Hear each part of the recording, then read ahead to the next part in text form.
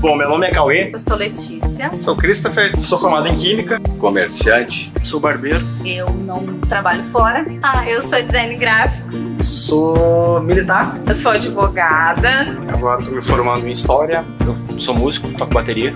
Eu sou professora. E eu sou maquiadora também.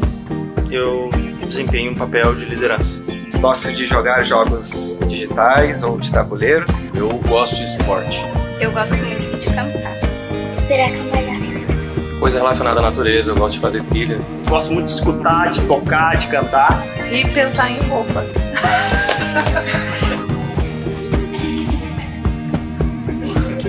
Gosto de viagens, cara. Me amarro em estrada. Tenho 3 tatuagens. Sou pai, sou avô. Sou um cara tranquilo. Ansiosa. Acho que sou meio inocente assim, cara, pra algumas coisas. Sim, eu gosto de ter as coisas sob controle. Sou demais. Eu choro quando eu tô alegre, eu choro quando eu tô triste, eu choro quando eu vejo os outros chorar.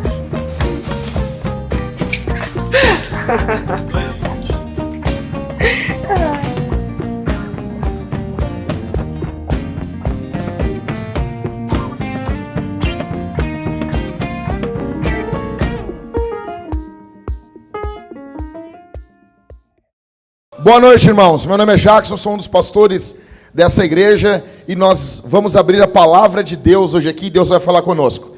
Por favor, em nome de Jesus, vocês parem de mexer aí. Parou, acabou, acabou. Meu Deus, vamos cultuar com alegria, gente, com vontade, fazer as coisas decentes, não tirar a atenção das pessoas.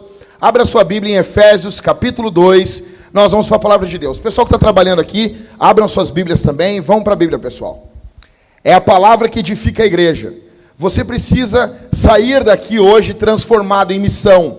Cada banco vazio em uma igreja é um clamor contra a tua e a minha inércia. Nós estamos parados, mortos. Deus tem que nos avivar. Ou nós morremos. Ok? Você tem 168 horas para falar de Jesus com 5 pessoas. E como dizem os missiólogos, se convidamos 5 pessoas para ir ao culto, uma pessoa nos acompanhará. Ok? Vamos para Efésios capítulo 2, verso 11 até o verso 22. Diz a palavra do Senhor: portanto, lembrem-se de que no passado vocês eram gentios na carne, chamados incircuncisão por aqueles que se intitulam circuncisão, que é feita na carne por mãos humanas. Verso 12: naquele tempo vocês estavam sem Cristo, separados da comunidade de Israel e estranhos às alianças da promessa, não tendo esperança e sem Deus no mundo. Verso 13: mas agora, em Cristo Jesus, vocês que antes estavam longe, foram aproximados pelo sangue de Cristo, porque Ele é a nossa paz. De 2 povos Ele fez um só, e na sua carne derrubou a parede de separação que estava no meio, a inimizade. Cristo aboliu a lei dos mandamentos na forma de ordenanças, para que dos 2 criasse em si mesmo uma nova humanidade, fazendo a paz e reconciliasse ambos em um só corpo com Deus, por meio da cruz, destruindo a inimizade por meio dela. E quando Cristo veio, evangelizou paz a vocês que estavam longe, e paz também aos que estavam perto. Verso 18: porque por meio dele, ambos temos acesso ao Pai em um só Espírito. Assim, vocês não são mais estrangeiros e peregrinos, mas concidadãos dos santos e membros da família de Deus. Verso 20: edificados sobre o fundamento dos apóstolos e profetas, sendo ele mesmo, Cristo Jesus, a pedra angular. Verso 21: nele, todo o edifício bem ajustado cresce para ser um santuário dedicado ao Senhor. Último verso: nele também vocês estão sendo edificados junto com os outros para serem morada de Deus no Espírito. Bom, gente, eu preciso muito da atenção de vocês. Muito, muito. Então, assim, às vezes eu tenho uma perturbação enorme quando a banda erra, quando há erros técnicos, não por vaidade, mas porque isso tira a nossa atenção da palavra. Porque isso tira a nossa atenção do louvor. Então a banda, quando vier aqui, eu vou dizer aqui, de púlpito para vocês, vocês ensaiem. Vocês levem isso a sério. E se não ficar bom, não venham. Eu venho aqui com a minha esposa, nós vamos tocar com violão. Nós estamos abrindo, nós estamos empurrando, começando um culto à noite. Isso é missão. Isso é missão. Se o telão não vai ficar bom, não venham. Eu vou conseguir alguém para fazer. Nós vamos fazer a obra de Deus bem feita, em nome de Jesus. Amém? Amém? Jesus ressuscitou dos mortos, Ele merece. Bom, deixa eu dizer uma coisa para vocês. O que o apóstolo Paulo está falando aqui em Efésios é sobre reconciliação, gente. É sobre reconciliação. Eu cresci em um ambiente extremamente violento. E eu notei uma coisa, que todo lugar, as pessoas se dividem em dois grupos. Todo lugar. Aonde você está, as pessoas se dividem em dois grupos. Você vê nos dias de hoje, é os de direita e os de esquerda. Há um tempo atrás, e hoje um pouco mais velado, são negros e brancos. Dentro do cristianismo nós temos calvinistas e arminianos. Nós temos muitas divisões, não só no meio religioso, mas no meio futebolístico. Nós temos os gremistas e os colorados. Isso não tem problema nenhum. O problema é quando as pessoas passam a se dividir e viver em guetos. Deixa eu dizer uma coisa. Depois do Éden, você e eu, todos nós, procuramos coisas que nos dividam. Todos nós amamos uma divisão. Você nota a dificuldade que é de matar a fofoca dentro da igreja. Vocês já viram alguma igreja onde a fofoca vai tomando conta, a dificuldade que é de destruir, de matar, de chamar o irmão e dizer, fala na frente, resolve isso, uma dificuldade enorme. Nós vivemos um período de divisões físicas e culturais, nunca estivemos tão divididos. E essa divisão, ela não é explicada sociologicamente, culturalmente, ela é uma divisão extremamente ligada à condição espiritual que a nossa humanidade está. Depois do Éden, depois da queda, do pecado, a humanidade passou a estar dividida, distanciada de Deus. E essa divisão com o Criador, essa distância com o Criador, nos dividiu entre nós. A Bíblia fala aqui em Efésios capítulo 2, sobre um muro de separação que existia ali no templo. Deixa eu dizer uma coisa para vocês. Havia um muro que não permitia gentios chegarem até o templo, a parte santa do templo. E havia uma inscrição no muro que dizia, passível de morte, todos os que chegarem aqui e passarem daqui vão morrer. Eles podiam matar até no período dos romanos. Porque Deus escolheu os judeus, mas essa escolha acabou trazendo orgulho ao coração deles, como muitos de nós. Como muitos de nós. Você cresceu na igreja. E você, deixa eu dizer uma coisa aqui. Eu tenho trabalhado com a igreja há praticamente 20 anos. E eu tenho visto pessoas que chegam na igreja ontem, o fervor, a alegria no coração das pessoas. E eu vejo cristãos que foram criados na igreja, filho de crente, pedigree de crente, totalmente parados, mortos, desgraçados. E eu vou dizer uma coisa, todo o meu trabalho pastoral é manter essa gente distante da nossa igreja. Distante. Eu quero que as pessoas estejam aqui, estejam com o coração em missão. Que não venham aqui no domingo, bater um ponto, dizer, estou indo lá, vou ofertar alguma meia dúzia de reais, cantar alguma coisa, ouvir uma abobrinha e vou embora. Não! O povo de Israel estava desse jeito. Eles não tinham entendido que Deus elegeu eles para um propósito. Qual o propósito? Serem bênção para o mundo. Olha o que diz a Bíblia em 1 Reis, capítulo 8, verso 41 ao verso 43. Salomão orando na dedicação do templo. Também ao estrangeiro que não for do teu povo de Israel, porém vier de uma terra distante por amor do teu nome, porque ouvirão do teu grande nome, da tua mão poderosa, e do teu braço estendido, e orar voltado para esse templo, ouve tu dos céus, lugar da tua habitação, e faze tudo o que o estrangeiro te pedir. Escutem. Olha o que Salomão está orando em favor dos estrangeiros. A fim de que todos os povos da terra conheçam o teu nome. Salomão estava interessado em missões transculturais, para te temerem como o teu povo de Israel, e para saberem que este templo que eu edifiquei é chamado pelo teu nome. Deus tinha um propósito com a nação de Israel. Era a nação de Israel serem luz para os gentios. Isaías vai dizer isso: eu chamei vocês para que vocês sejam luz para os gentios. A Bíblia vai dizer, Abacuque diz que o anseio do Senhor é que a terra toda seja invadida. O conhecimento do Senhor cubra a terra como as águas cobrem o mar. Deus tem um amor profundo pelos gentios. Nós temos a tendência a pensar que não, Deus ama os judeus. Mas Deus escolheu um povo para, através desse povo, abençoar a terra. Só que os judeus acharam que não. Não, a bênção de Deus é para mim. Vou ficar aqui falando das nossas alianças, dos nossos patriarcas, falando como nós somos bons, como nós somos isso. Vamos fazer aqui uma reunião, um piquenique nosso, uma festa de final de ano nossa, tudo nosso, tudo envolvido. É tudo sobre nós. Deus chamou aquele povo para eles serem bênção para as outras nações da terra. Deixa eu dizer uma coisa para você aqui, meu irmão.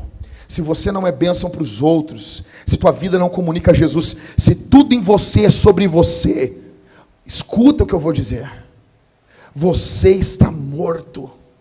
Você morreu. Assim como o povo de Israel. Nós vivemos em um mundo separado. Israel reproduz. O mundo de hoje reproduz o que Israel fazia antigamente. Nós temos uma idolatria às nossas tribos. Tudo, escuta isso aqui, cara. Nós amamos as nossas coisas, amamos as nossas tribos, nós amamos tudo que nós fazemos. E alguns têm a tendência a idolatrar as suas tribos. Sabe quando você está idolatrando a sua tribo? Sabe um sintoma muito bom para você saber? É quando você demoniza o oposto. Um exemplo. Quem votou no Bolsonaro é um bando de diabo. Idolatrou a esquerda. Petista é tudo demônio. Idolatrou a direita. Sempre que você demoniza um grupo, você o faz por divinizar o oposto. Escute isso. A marca da demonização é o culto ao contrário. Então nós temos um povo que demoniza a raça. Demoniza as pessoas, demoniza nações, classes sociais, grupos culturais, situações matrimoniais, escolha sexual. Isso é extremamente comum nas religiões tribais. A religião da ilha de Fiji, lá onde está o pessoalzinho unido, adorando o Deus Ra. Aquele Deus tribal, ele abençoa, entre aspas, aquela tribo, mas eles demonizam tudo que é oposto a eles. Deus se apresenta como o Deus de Israel, pastor. Óbvio. Mas ele se apresenta como o Deus de toda a terra. O nosso Deus não está preso aqui ao nosso culto. O nosso Deus não está preso nesse horário. E deixa eu dizer uma coisa, cara. Cara, a forma como a espiritualidade é vivida aqui em Porto Alegre é extremamente cancerígena, maldosa, demoníaca. Nós temos essa tendência, sabe o que me mata às vezes? Vai acabar o culto e você vai procurar uma forma mental de sair daqui e sair alegre, quando muitas vezes você tem que sair perturbado às vezes. Deus está se apresentando para esse povo. Deus disse para Abraão o seguinte: Abraão, a partir de ti, eu vou abençoar todas as famílias da terra.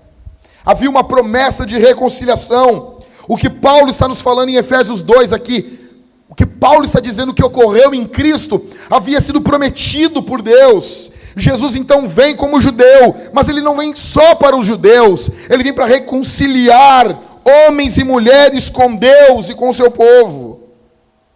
Havia muita discussão no período do Novo Testamento sobre diferenças culturais, raciais, políticas, econômicas. Vocês acham que é hoje que estão falando disso? Você tem que ler o Novo Testamento. Os caras ficam falando sobre os zelotes, os fariseus, os saduceus. Esse aí era do grupo de não sei o que. Eles eram totalmente divididos, até entre os discípulos de Jesus. Ou vocês acham que todos os discípulos de Jesus tinham convicções políticas e socioeconômicas iguais? Não. Alguns dos discípulos tinham uma ideia de pegarem armas para fazer uma revolução. Outros discípulos tinham a ideia de que o templo não devia ser frequentado em hipótese alguma. Alguns dizem que Estevão tinha essa ideia, pela forma como ele ataca o templo no seu sermão em Atos 8. Fato é que tinham pessoas, essas discussões eram extremamente pulsantes ali. A igreja tinha tudo para se dividir entre os do fulano e os do ciclano. Paulo chega agora em Efésios 2 fazendo o quê? Como que ele trata isso? Como que ele trata essas divisões? Como que ele resolve os problemas sociais da sua época? É com uma ONG? Não. É com política? Não. O apóstolo Paulo lida com isso, com o evangelho de Jesus Cristo, que morreu em uma cruz, mas ressuscitou ao terceiro dia. Bendito seja o nome do Senhor. O evangelho é o remédio de Deus para tratar isso. Ele mostra Jesus vindo ao mundo. Cara, deixa eu dizer uma coisa. Você e eu não prestamos. Se não fosse Cristo em nossa vida, você nesse momento estaria dentro de um caixão, morto e queimando no inferno já há alguns meses. Mas não, Cristo vem até nós, nos salva. Jesus vem até nós e nos reconcilia com Deus. É por isso que nós temos que ser literalmente contra a igreja de gueto, igreja do tatuado, igreja do idoso, igreja da mulher, igreja do vitorioso, igreja do perdedor. Não. Cara, deixa eu dizer uma coisa. Nós precisamos cultuar a Deus juntos. Se você não tem contato com ninguém de diferença social, econômica, de uma origem diferente de você, de idade diferente de você, e você não comunica o evangelho a esse tipo de gente, cara, tem algo muito errado com você, porque Jesus Cristo nos reconciliou, não com base nos nossos gostos musicais, mas com base no sangue de Jesus. E é isso que Paulo está tratando aqui em Efésios 2. Todo debate cultural, racial, antigo, ele é causado pelo Éden. Nós precisamos ser reconciliados com Deus, para sermos, enfim, reconciliados com o próximo. O que Paulo está nos mostrando? Do verso 11 aqui, ao verso 15...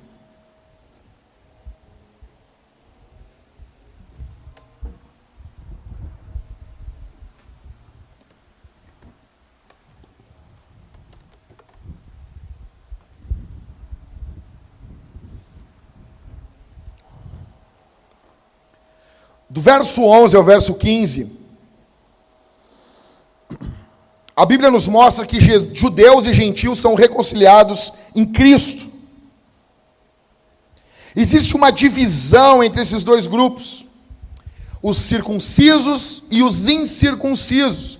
Escuta aqui, cara, incircunciso, quando a Bíblia diz os incircuncisão, é bem assim que eles eram chamados. Lá está vindo, não é o pessoal da incircuncisão, não. Está vindo os incircuncisão. É uma forma pejorativa. É um apelido, é um ódio. E, cara, nós botamos apelidos em pessoas que nós amamos ou pessoas que nós odiamos. Você pode ter certeza disso. Muitas vezes o apelido é uma forma de nós demonstrarmos ódio. E é ingênuo da nossa parte a gente querer reconciliar judeus e gentios. Chegar assim, botar a mão na... Não, vamos ser amigos. Vamos cantar o Beat It. Cara, Abraão teve 2 esposas. Só para dizer que isso é errado, tá? Só para deixar claro aqui. Que o homem de verdade, ele ama uma mulher só. Mas Abraão aqui, cara, teve 2 mulheres. Isso gera uma rivalidade terrível, cruel. Cruel. E Abraão não tinha o Novo Testamento para ajudar. Abraão não tinha a revelação progressiva de Deus que você tem. De Sara e de Isaac vêm os judeus, e de Agar e Ismael vêm os muçulmanos. Então, nós temos, em primeiro lugar aqui, os gentios. Quem são os gentios? Os incircuncisos. O que é circuncisão, gente? Circuncisão é uma operação que é feita no pênis do homem, ok? Tem que falar pênis do homem hoje em dia, porque hoje em dia é complicado. Então, que operação é essa? É a operação de fimose. É retirada da pele, do prepúcio, da glande, do pênis do homem. Então, os judeus, eles eram operados, a gente pode dizer assim. Os gentios, aqueles que não eram judeus, não. Então, eles são tratados como os incircuncisos, os de lá, os sem Deus. Ali estão os 2 grupos. Os gentios, a gente ali. Como é que a gente é tratado? Se nós chegássemos e perguntássemos assim, olha, cara, me responde aí, ó. Se a gente fosse amigo pequenininho, assim, amigo de um judeu, o que a tua Bíblia fala da gente? Daí o cara ia dizer assim, não, a Bíblia fala que vocês são os cães. É sério? A criança ia olhar para eu dizer assim, sabe a história de Davi e Golias? Você ia dizer, sei, tu é o Golias. Mas vai, que droga. Sabe a Babilônia, Nabucodonosor? Sei, é vocês. Nós somos os bons, vocês são os maus. Deus nos ama e Deus odeia vocês. Os líderes judeus diziam que a única razão pelo qual Deus fez os gentios é para aquecer o inferno. Se um líder judeu estivesse caminhando, um judeu que estivesse caminhando e tivesse uma mulher gentia dando à luz, ele não ajudaria, porque ele estaria ajudando a botar um gentio no mundo. Judeus que se casavam com mulheres gentias normalmente recebiam uma cerimônia na sua casa de uma cerimônia, um funeral. Eles eram praticamente mortos para aquela família. Gente muito tranquila. Aí tem os judeus ali. Quem são os judeus? O judeu é o povo circuncidado, o povo da aliança, né? O povo com pedigree. Só que Deus literalmente abençoou eles, mas isso não era, essa bênção de Deus para eles era para repercutir nas nações. Mas não, isso tornou eles soberbos, como muitos de nós. A eleição deles teve um fim nela mesma. Deixa eu dizer uma coisa. Quando você fica falando sobre eleição, primeiro que você é um retardado. A eleição, ela não tem um fim nela mesma. O fim é Cristo e o próximo. Quando eu vejo esses caras discutindo sobre reforma na internet, eu tenho vontade de descer o cacete em todo mundo, velho. Eu tenho vontade, eu tive que trocar o meu teclado porque eu espancava o meu teclado da minha casa. A eleição não tem um fim nela mesma. Ficavam lá os judeus, nós temos os patriarcas, nós temos os profetas, nós temos os sacerdotes, nós temos os pergaminhos, temos a última Bíblia de estudo de John MacArthur, temos não sei o que, idiotas. Jesus nasce na cara deles, eles não levantam a bunda para adorar o Filho de Deus.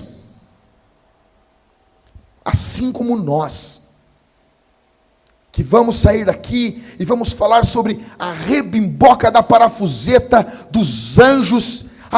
tem anjos eleitos. Paulo falou que tem anjo eleito. Supralapsarianismo, infralapsarianismo, isso é falta de sexo. Quando eu vejo alguém casado falando sobre infralapsarianismo, eu sei, não transa. Esse é o problema, cara. A gente está olhando para Efésios 2. O apóstolo Paulo está mostrando os judeus aqui, arrogantes. O próprio Deus tendo que se fazer homem para nos reconciliar uns com os outros. E nós pensamos, como eles são maus. E nós? E nós?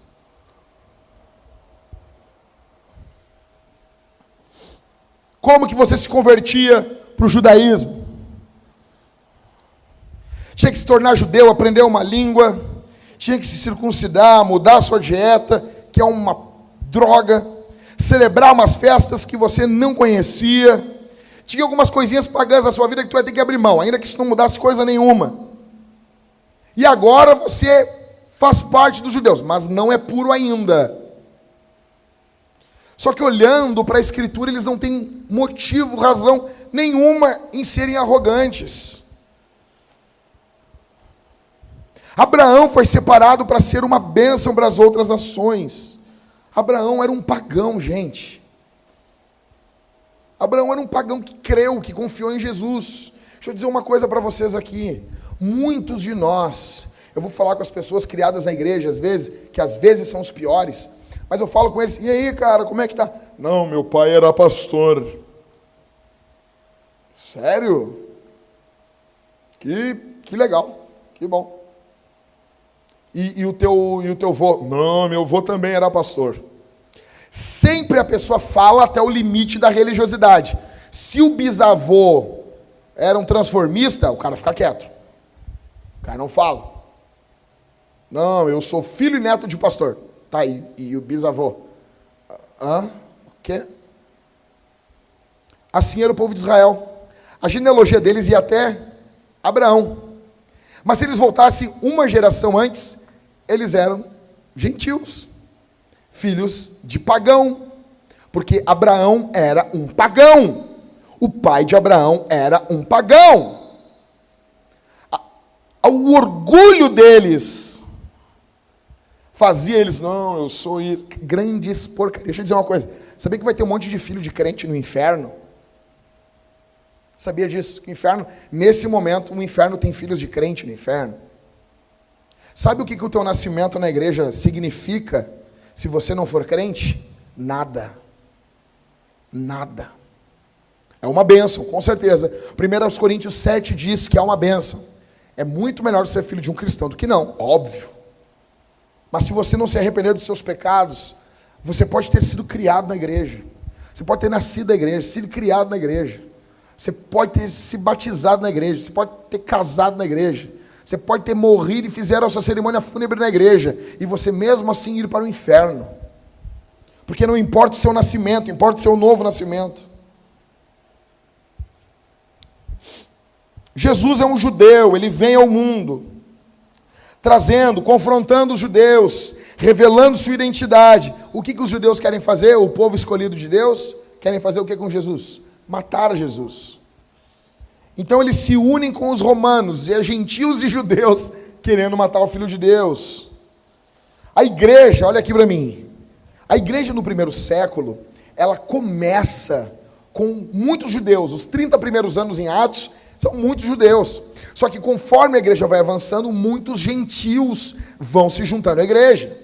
Como que a gente sabe isso? Lendo a primeira carta de Paulo aos Coríntios. As perguntas ridículas da primeira carta de Paulo aos Coríntios, que eles fazem para o apóstolo, revela como a igreja está lotada de gentios. Paulo, a gente pode ser homossexual? A gente pode ir, Paulo, para o templo, se prostituir com deuses pagãos e continuar cristão? Paulo, a gente pode comer a carne sacrificada a demônio? Tem problema? Paulo, a gente pode se casar com a nossa sogra? Dá para fazer sexo com a mulher do pai? Essas perguntas, essa forma, essa noção de Paulo ter que tratar algo tão simples, isso revela que a igreja estava lotada de gentios. E isso tem um lado bom. Quando pessoas começam a fazer perguntas muito básicas da fé, Cara, eu fico um pouco animado. Eu fico animado, porque eu sei que eu não estou junto com um crentão. Alguém que vai ficar falando, enchendo o saco com infralapsarianismo, com teonomia. Que droga, cara. Quando o cara vem falar de teonomia, pastor, eu não sei o que é teonomia. Não precisa saber. É coisa de moleque que não domina o seu quarto e acha que vai dominar o sistema bancário do mundo. O apóstolo Paulo está lidando com gente de verdade. Ok. Estão separados. O que Deus fez? Você nota isso? Sabe por que ninguém não tem tensão num sermão como esse? É porque a gente já sabe o fim da história. Mas deixa eu dizer uma coisa. Nós estávamos divididos. Nós não estávamos próximos do povo de Deus. Nós não estávamos próximos de Deus. A questão era tensa. Como que Deus resolveu isso? Como que Deus resolve isso? Verso 15, leia comigo. De Efésios 2. Cristo, leia todo mundo aí, gente. Aboliu a lei dos mandamentos na forma de ordenanças, para que dos dois, judeus e gentios, criassem em si mesmo uma nova humanidade, fazendo a paz.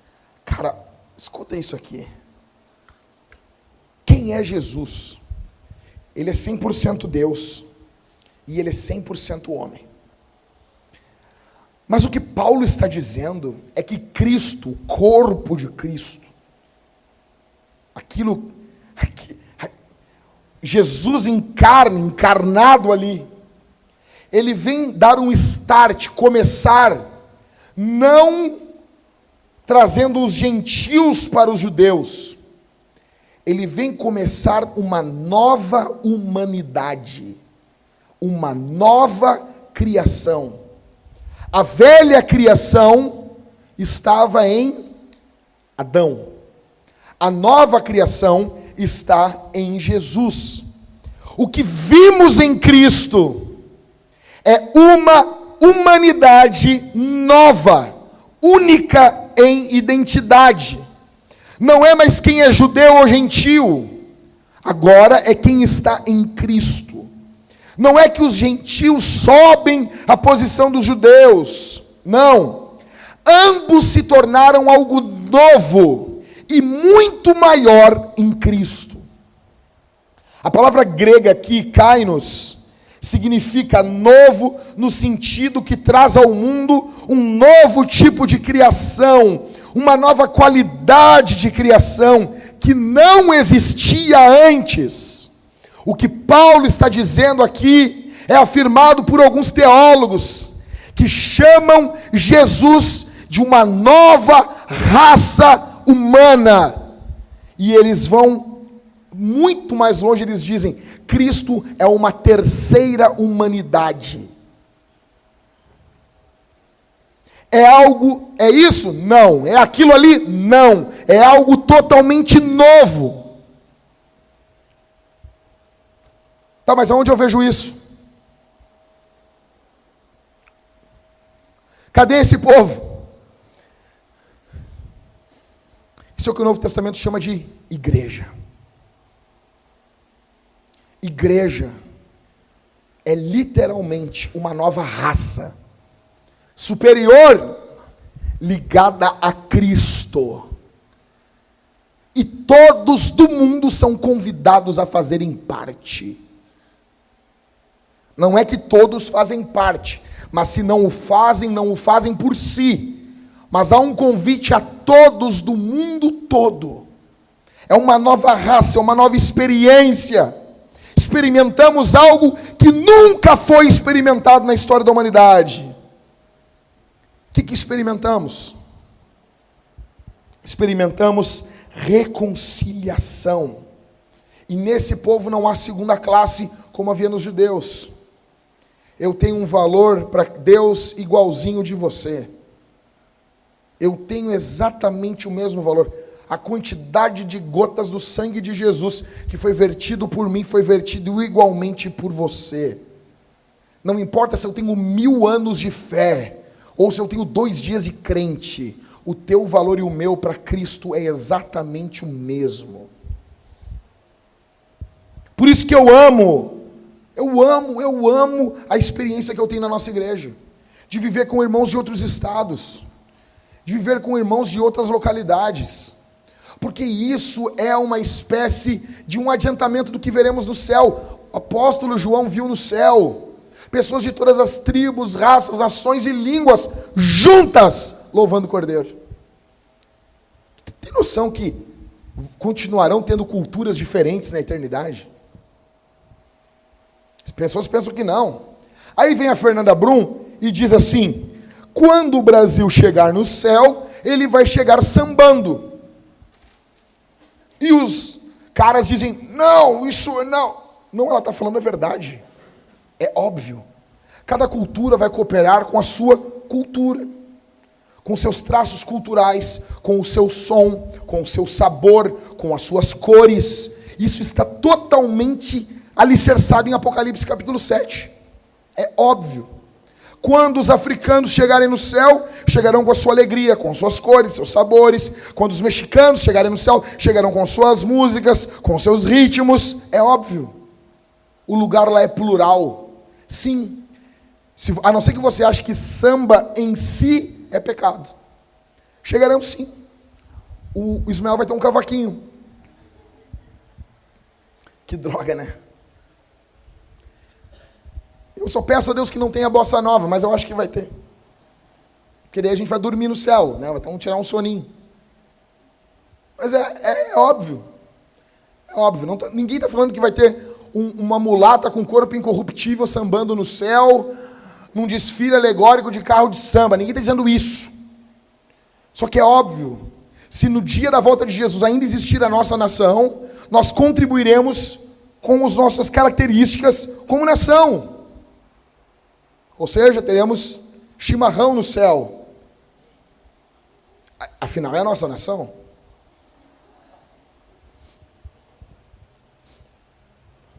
As coisas antigas, elas podem explicar a gente, mas elas não nos definem. Por exemplo, eu sou gaúcho, mas a minha definição não é isso. Minha definição é Cristo. Há uma diferença enorme também, tem que ficar claro para nós, entre preferência cultural e preconceito cultural. Não há problema algum em ter preferência cultural. Não há problema nenhum. Eu tenho preferências culturais. Tem coisas na nossa cultura que eu amo demais. Demais. Hoje, agora a Linda me emprestou, meu caso, não sei. Mas eu estou tomando chimarrão direto naquela cuia. Muito boa. Muito boa. É bom ter novas experiências, novas aventuras. Uma cuia de chimarrão nova. Demais. Eu amo chimarrão. Eu amo o sabor da erva de chimarrão, da erva Barão Premium. Eu amo aquela erva. Eu amo. Quando sobe aquele cheirinho, já me alegra, cara. Eu acho que é que nem pessoas que gostam de café. Deve ser mais ou menos isso. Então já me traz uma alegria. Parece que eu estou sendo cheio do Espírito Santo. Aí, estou lá sentado, terminando o sermão, ouvindo o último disco do Dream Theater pela 1000ª vez, tomando chimarrão. Eu disse, cara, isso aqui é o céu, velho. Isso aqui é o céu. Bíblia, rock progressivo, chimarrão. Só que, para mim, rock progressivo é extremamente superior a uma bossa nova. Só que eu não posso ter um preconceito. Eu não posso lidar com essas pessoas como eles são demônios, diabos. Não. Você tem os seus gostos, isso é muito bom. Você tem preferências culturais, isso é muito bom. Só que o que Paulo está nos mostrando aqui é que a parede que nos separava foi quebrada. Agora temos em quê? Não temos mais judeus e nem gentios, temos Jesus. Temos Jesus. 2. Você e Deus são reconciliados em Cristo. Verso 15 ao verso 18. Cara, tu tem que entender uma coisa. O pecado distanciou você de Deus. O pecado distanciou a mim de Deus. A maior reconciliação não foi a dos gentios e dos judeus. Não. A maior reconciliação foi entre nós e Deus. Se você não entende isso, você, cara, eu acho o pecado algo tão simples. Comer um frutinho lá, já deu tudo isso. Acho algo tão simples, é que você não conhece Deus. Mesma coisa eu chegar no Mateuzinho ali, dar um tiro de 12 no pé dele e dizer: Mateus, corre uma maratona para nós, por favor. O Mateus só com o cotoco do pé. Ele diz: Mateus, mas nem está doendo. Por quê? Porque eu não estou sentindo aquilo. Assim é o pecado. Nem é tanto. Não. Nós nascemos uma natureza rebelde. Olha o que diz a Bíblia, Efésios 2, do 15 ao 19. Cristo aboliu a lei dos mandamentos, na forma de ordenanças, para que dos dois criasse em si mesmo uma nova humanidade, fazendo o quê? Fazendo o quê? Verso 16, e reconciliasse ambos em um só corpo com Deus, por meio da cruz, destruindo a inimizade por meio dela. Verso 17, quando veio Cristo evangelizou paz a vocês, que estavam longe, e paz também aos que estavam perto. Verso 18, porque por meio dele, ambos temos acesso ao Pai em um só Espírito. Verso 19, assim vocês não são mais estrangeiros e peregrinos, não são, mas concidadãos dos santos e membros da família de Deus. Vocês estão perto agora. Deus podia destruir todos nós aqui. Escuta isso aqui, gente. A simples chegada tua e minha diante de Deus sem Jesus causa nojo em Deus, causa ódio, asco em Deus. Você e eu só somos aceitos diante de um Deus santo por causa de Jesus. Porque entre você, eu e Deus está o sangue de Cristo nos purificando dos nossos pecados. Nós lemos hoje no culto na nossa casa, hoje, sobre a construção da arca, em 2 Crônicas, quando fala ali sobre os materiais do templo, e eu expliquei para o pessoal, o propiciatório, que é a tampa da arca, é exatamente isso. Ficava o sangue ali, e antes de olhar para a lei dentro da arca, que o povo havia transgredido, pecado, os olhos de Deus passavam pelo sangue. Assim é para nós. Antes de olhar para você, antes de olhar para mim, antes de olhar para os mandamentos que quebramos a palavra, os olhos do Pai passam pelo sangue de Jesus. E hoje nós somos da família. Não, tu não entendeu, velho. Nós somos da família de Deus. Você tem noção do que é isso? O teu pai pode odiar você. Os teus irmãos podem detestar você. Você tem um Pai eterno. Você tem uma família enorme. São bilhões de irmãos no mundo todo. Pessoas, deixa eu dizer uma coisa. Pessoas que, se conhecerem você o mínimo, dariam a vida por você. Dariam a vida por você. Pessoas que, quando você morrer, sofrerão no teu enterro porque elas te amam. Você foi chamado a ser família de Deus. Cara, isso é demais. Mas vamos lá. Pergunta que é: como que eu sei, Delmar Lucas, como que eu sei que fomos reconciliados com o Pai? A própria pessoa de Jesus é a reconciliação de Deus com o homem. Jesus é 100%, Jesus é 100% e 100%. Jesus é uma pessoa, com duas naturezas. Ele não é duas pessoas. Jesus não é um cara que tem problema mental. Tá? Ele não é esquizofrênico. Ele não tem identidades múltiplas. Ele não é um psicopata. Ele é uma pessoa com duas naturezas. Isso vai desembocar em duas mentes, óbvio, mas isso é um outro assunto. Mas ele é uma pessoa. Tem duas naturezas. Ok? A natureza divina é 100% divina. A natureza humana é 100% humana. Porque se fosse um Hércules, 50% Deus, 50% homem, ele não era nem Deus e nem homem. Ele era um híbrido. Não. Jesus é 100% Deus e 100% homem. Amém, Vintage? Nós concordamos, já decidimos isso há praticamente 2000 anos, está resolvido entre nós. Acontece o seguinte: a presença, a pessoa de Jesus, a presença dele, ele ali como gente, é uma prova da reconciliação de Deus com o homem, porque a pessoa dele é Deus e homem reconciliados em uma pessoa só. Você tem noção do que é isso? Cara, sério, tu não entendeu. Tu tinha que dar um glória a Deus. Se você tinha, quem fala em línguas estranhas, tem o dom de línguas, devia ter falado baixinho assim. Por favor, você entendeu isso aqui? As duas naturezas de Cristo é a prova clara que Deus reconciliou homens e Deus. Ali em Jesus nós vemos uma nova humanidade, onde Deus e o homem estão em paz. Quem está em Cristo está naquele que tem paz entre Deus e o homem. A pessoa de Jesus é uma prova circunstancial e eterna que Deus está em paz com a humanidade, por causa de Cristo. Quando Paulo trata isso em Efésios 2, verso 16, Paulo diz assim: e reconciliasse ambos em um só corpo com Deus, por meio da cruz, destruindo a inimizade por meio dela. Olha só, cara, o que nós estamos vendo aqui é que o corpo de Jesus é a união de Deus com o homem. E Paulo vai dizer depois aos Coríntios que a igreja é o corpo de quem? De Cristo. A igreja é o corpo aonde existe profunda reconciliação entre Deus e homem. O que nós provamos, o que é ser igreja? É provar dia após dia reconciliação. É por isso que uma igreja ela é destruída com fofoca, porque mina a natureza da igreja.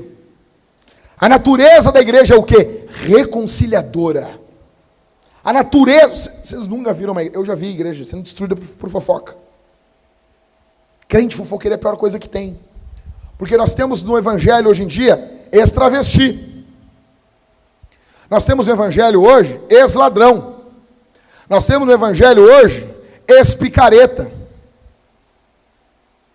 Ex-isso, ex-aquilo outro, ex-matador. Mas eu nunca vi em 20 anos de crente, ex-fofoqueiro. Por quê? Porque a fofoca é algo que a gente pratica logo depois de participar da ceia. A mulher falando mal do marido, o marido falando mal da mulher. Mentira sobre pastor, coisa que a gente não fala na cara. Competição, inveja, rivalidade. Nós vencemos isso olhando para Cristo, aquele que reconciliou de uma vez por todas o seu povo com Deus. Cara, eu quero dizer uma coisa para vocês aqui hoje. Hoje, não é amanhã. Não é amanhã, não sei se vai ter amanhã. O mundo pode acabar hoje. Jesus pode voltar hoje e começar o milênio e tocar terror no diabo e mandar alguns de nós para o inferno. Quero dizer uma coisa aqui, cara. Hoje há uma oportunidade de reconciliação com Deus.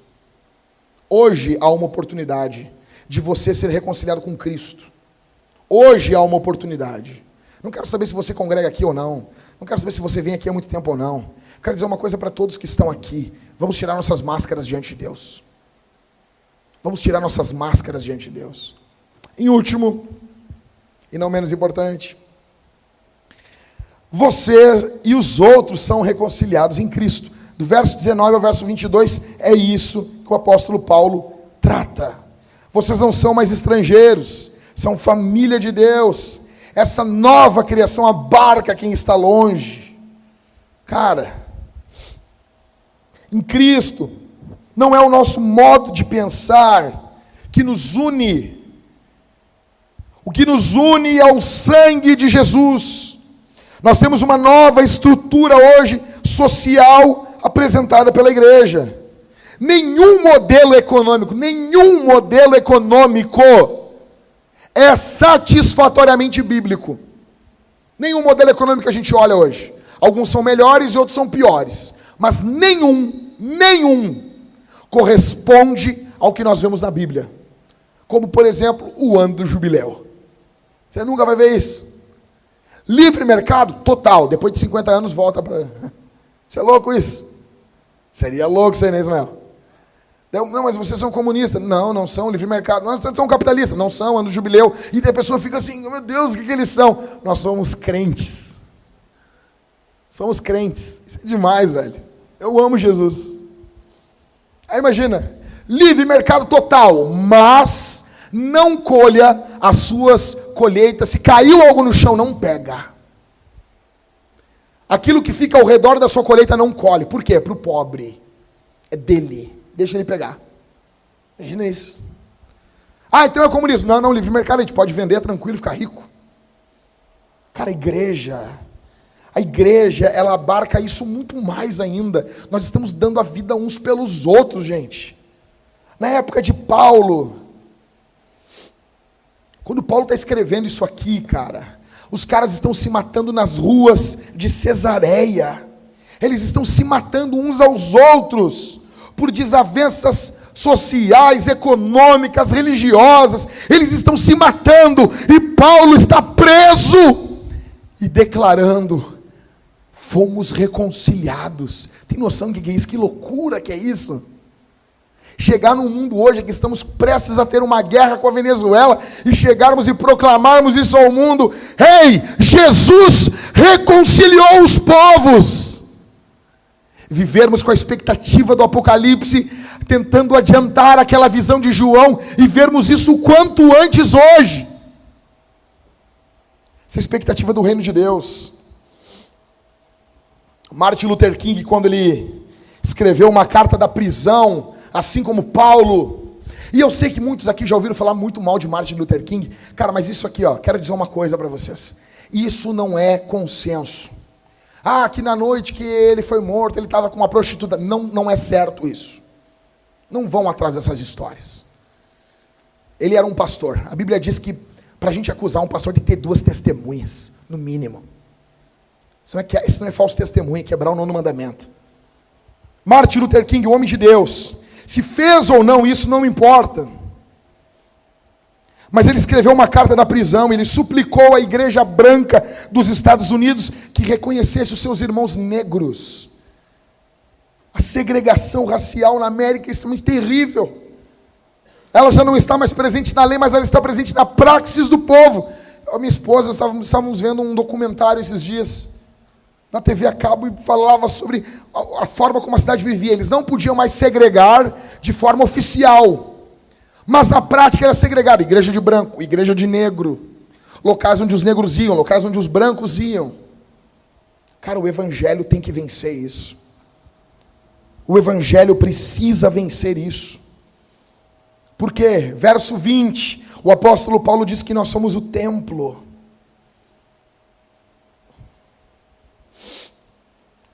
Os judeus poderiam muito bem nos impedir de ir no templo, mas os judeus não nos impediram de, em Cristo, sermos juntos o templo. Você tem noção de que é isso, cara? Você tem noção do que é isso? Aí ele vai dizer aqui, em Efésios, capítulo 2, verso 20, edificados sobre o quê? O fundamento dos apóstolos, a pregação dos apóstolos, Novo Testamento, e profetas, sendo ele mesmo, Cristo Jesus, a pedra angular. Nós estamos em Cristo, Cristo é o fundamento do edifício, e nós estamos nele. Nele, verso 21, todo edifício bem ajustado cresce. Uma igreja que está em Cristo, ela tem que crescer. Ela tem que crescer. Acabou. Cresce para ser um santuário dedicado ao Senhor. Sabe onde as religiões falham? Sabe onde a psicologia falha? Sabe por que o moralismo falha? Sabe por que muitas empresas falham, muitas pessoas, muitas espiritualidades falham? Sabe por que muitas famílias falham? Porque a base não é Jesus. Você e eu podemos mentir por um tempo na igreja. Eu posso vir aqui, subir o púlpito, pregar com uma maravilha. Mas escute, se Jesus não for a base da minha casa, em algum tempo eu vou cair e vocês verão que eu era um mentiroso, que eu era um ator em cima do púlpito. E isso pode acontecer com você também. Pode ficar claro, talvez a tua vida, talvez você tenha vivido de uma fachada imensa. talvez você pensa, não, é assim mesmo, não foi pego e nunca serei pego. Não, escute, uma hora a corda de Deus acaba. Uma hora ela acaba. E todos ficam conhecendo quem somos. A Bíblia diz que não há nada oculto que não vai ser revelado. Nós amamos o crescimento da igreja, porque ela está sendo construída com tijolos diferentes. Cara, deixa eu dizer uma coisa, eu sou apaixonado por pessoas de histórias diferentes andando juntas. Por isso que eu falo para os homens, cara, isso aqui não é eu não estou pedindo, eu estou mandando. Você tem que ver This Is Us. Acabou. Os homens da nossa igreja têm que ver essa série. Tem que ver essa série. Vocês precisam, vejam com a esposa de vocês. Eu sonho, cara, com um dia em que nós teremos uma igreja aonde quem limpa a igreja não é marcado pela condição social. Aqui na nossa igreja nunca será assim. Nós podemos ter o maior CEO do Brasil congregando conosco. Vai limpar banco de igreja, vai limpar vaso, vai carregar fralda com cocô. A liderança da igreja não é marcada na Vintage e igrejas que amam a Bíblia, não é marcada por aqueles que têm, aqueles que não têm, aquele que tem o dom dado por Deus. E acabou. É o que ocorre aqui em Efésios 2. Agora não é o seu novo nascimento, não é o seu dinheiro, não é se você é filho ou não de crente, não é se não é nada disso. Agora é tudo em Cristo. Eu estou encerrando aqui, mas lembrando vocês, deixa eu dizer uma consequência disso aqui. Alguém aqui sabe o nome do livro de Charles Darwin sobre a teoria da evolução?